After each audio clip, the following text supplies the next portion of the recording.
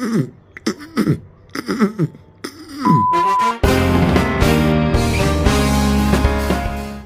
ನಮಸ್ಕಾರ ಎಲ್ರಿಗೂ. ಈಗ ಹಿಂದೆ ನೋಡಿದ್ದೆಲ್ಲ ನನ್ನ ಡೈಲಿ ರೂಟೀನ್ ಅದು. ಸೊ ಲಾಸ್ಟ್ ವಿಡಿಯೋ ಅಲ್ಲಿ ಕೆಲವೊಂದು ಮುಂದೆ ಹೇಳ್ತೀನಿ ಅಂತ ಹೇಳಿದ್ದೆ. ಅದನ್ನ ಈ ವಿಡಿಯೋ ಅಲ್ಲಿ ಹೇಳ್ತೀನಿ. ಒಂದು ಲಿಸ್ಟ್ ಇದೆ, ನಾನು ಏನೇ ತಿಂದರೂ ಅದು ಅಲರ್ಜಿ ಆಗುತ್ತೆ ಅಂತ ಹೇಳಿದ್ದೆ. ಸೊ ಆ ಲಿಸ್ಟಲ್ಲಿ ಫಸ್ಟ್ ಬರೋದು fruits. Banana, orange, pomegranate, guava, lemon, mosambi ಏನೇ ತಿಂದರೂ ಆಗಲ್ಲ. ಆ್ಯಪಲ್ ಬಿಟ್ಟು ಏನೇ ತಿಂದರೂ ನೆಕ್ಸ್ಟ್ ಡೇ. ಅದು ಬಿಟ್ಟು ಕ್ಯೂಕಂಬರ್, ಸ್ಪಿನಾಚ್, ಮೆಂತ್ಯ, ಮೂಂಗ್ ದಾಲ್, ಮೊಸರು, ಒಟ್ಟಿನಲ್ಲಿ ಒಳ್ಳೇದೆಲ್ಲ ನಮ್ಮ ಕಡೆ ಕೆಟ್ಟದಾಗ್ತಾ ಬರುತ್ತೆ. ಸೊ ಈಗ ಸ್ಲೋಲಿ ಯೋಗರ್ಟು, ಬನಾನಾ ಎಲ್ಲ ಸ್ಟಾರ್ಟ್ ಮಾಡ್ಕೊಂಡಿದ್ದೀನಿ. ಆ್ಯಂಡ್ ಇದಕ್ಕೆಲ್ಲ ನಾನೊಂದು 4 ವೆಪನ್ಸ್ ಯೂಸ್ ಮಾಡ್ತೀನಿ. ಒಂಥರ ಅದಿಲ್ಲದೆ ನಾನು ಇರೋಕ್ಕೆ ಆಗಲ್ಲ ಅನ್ನೋ ಥರ ಆಗಿಬಿಟ್ಟಿದೆ. ಫಸ್ಟ್ ಒಂದು ಬಂದ್ಬಿಟ್ಟು ಸೆಟ್ಸಿನ್. ಇದಂತೂ ತೊಗೊಂಡು ಅದರ ಎಫೆಕ್ಟೇ ಹೋಗ್ಬಿಟ್ಟಿದೆ ನನ್ನ ಬಾಡಿ ಮೇಲೆ. ಆ ಟ್ಯಾಬ್ಲೆಟ್ಗೆ ನನ್ನ ನೋಡಿದ್ರೇ ಜಿಗುಪ್ಸೆ ಆಗೋ ಥರ ಆಗಿಬಿಟ್ಟಿದೆ.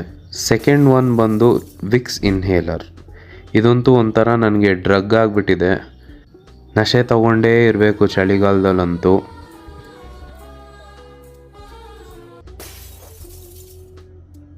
ಥರ್ಡ್ ಒನ್ ಬಂದು ಕ್ರೋಸಿನ್. ನಮ್ಮಪ್ಪ ನಾನು ಈ ಕ್ರೋಸಿನ್ ತಗೊಳ್ಳೋದು ನೋಡಿ ಭಯ ಆಗಿಬಿಟ್ಟು ಅವ್ರಿಗೆ ಕೊಡೋದೇ ಸ್ಟಾಪ್ ಮಾಡಿಬಿಟ್ಟಿದ್ರು ಜಾಸ್ತಿ.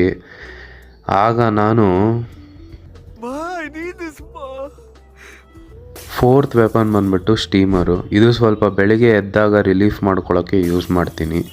ಸೊ ಪ್ರೀವಿಯಸ್ ವಿಡಿಯೋಲ್ಲಿ ಸೆಬೇಷಿಯಸ್ ಸಿಸ್ಟ್ ಹೇಗಾಗುತ್ತೆ ಅಂತ ಹೇಳ್ತೀನಿ ಅಂತ ಹೇಳಿದ್ದೆ.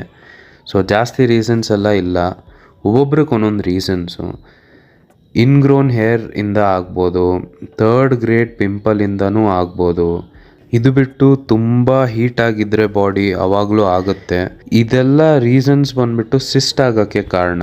ಆ ಸಿಸ್ಟು ಏನಾದರೂ ಇನ್ಫೆಕ್ಟ್ ಆದರೆ ಆವಾಗ ಅದನ್ನು ಸೆಬೇಷಿಯಸ್ ಸಿಸ್ಟ್ ಅಂತ ಕರಿತೀರಿ. ಸೊ ಇದಾದಮೇಲೆ ಏನೇನು ಪ್ರೊಸೀಜರ್ಸು ಅಂತ ಹಿಂದೆ ವಿಡಿಯೋ ಅಲ್ಲಿ ಹೇಳಿದ್ದೆ, ಅದನ್ನು ನೋಡಿ. ಈಗ ನಾನು ಜಿಮ್ಗೆ ರನ್ಗೆ ರೆಗ್ಯುಲರ್ ಆಗಿ ಇಷ್ಟೆಲ್ಲ ಇಟ್ಕೊಂಡು ಹೋಗ್ತಿದ್ದೀನಿ. ಸೊ ನಾನು ಫುಡ್ಡು ಏನು ಇಂಟೇಕ್ ಮಾಡ್ತಾಯಿದ್ದೀನಿ ಅಂತ ನೆಕ್ಸ್ಟ್ ವೀಡಿಯೋಸಲ್ಲಿ ಶೇರ್ ಮಾಡ್ತೀನಿ.